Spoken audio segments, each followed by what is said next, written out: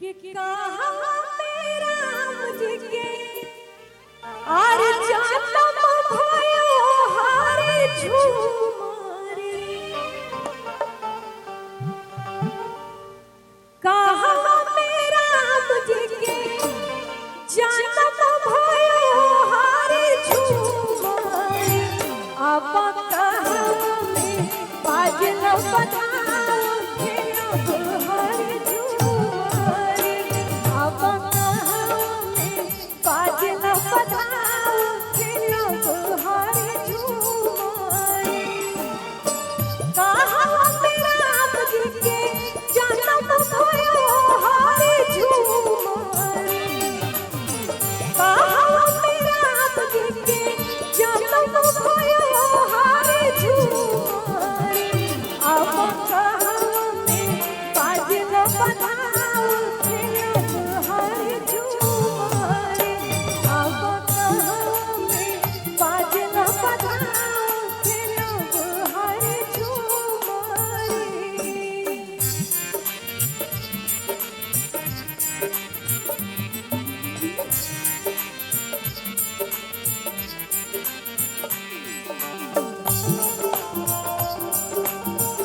सभी लोग मीठी मीठी तालियों से हमारे साथ जुड़ जाएंगे और आनंद आएगा।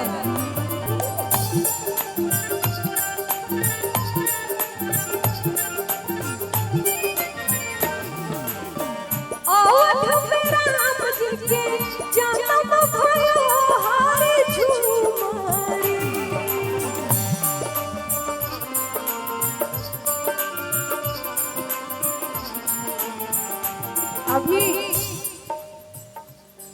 हम सभी इस सुंदर अविस्मरणीय पल का अपने आंखों से हमने दर्शन किया, अद्भुत दर्शन किया। हमने त्रेता युग में श्री राम को जन्मते हुए नहीं देखा, लेकिन कलयुग में जरूर देखा है। तो कैसे अवध में पुनः रामचंद्र जी का जन्म हुआ। अवध में राम जी के जन्म भयो हारे झूमारे, अवध में राम जी के जन्म भयो हारे झूमारे, अब मिथिल में बाजल बधाओ खेलब हारे झूमारे, अब मिथिल में बाजल बधाओ खेलब हारे झूमारे।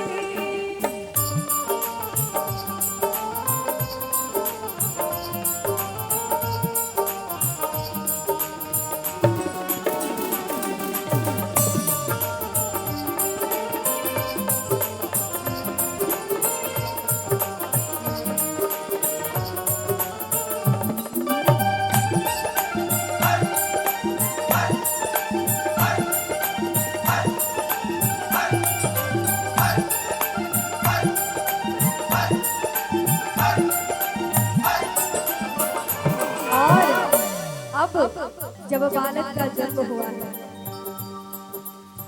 राजा लुटावे और कथा सुनवा हारे झूमारे,